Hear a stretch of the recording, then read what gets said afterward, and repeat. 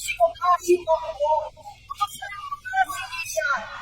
Naisip ko noon, nag-asawa siya, nung parang kailangan sa makinig at magkakaroon ng eleksyon.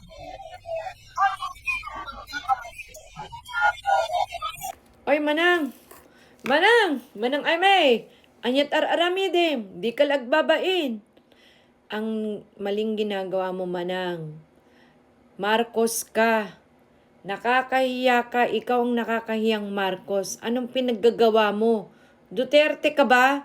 Kung ayaw mo or hindi ka sang-ayon sa mga ginagawa ng kapatid mo, manahimik ka. Kapatid mo yan eh. Itam latarupam na eh. Parang puputok na ang iyong pagmumukha. Kahit anong gawin mong pagpapabotox pa dyan, pagpapaganda pa rin, hindi mo pa rin maiaangat ang mga Duterte. Laking kasalanan yan sa pamilya mo at ganyan ang ginagawa mo. Di ka laagbain. Wala na. Kahit pumutok pa ang iyong pagmumuka, wala nang pag-asang maiangat ang mga Duterte. Sila na rin, kayo-kayo na rin ang nagpapabagsak sa inyo. Yun lang.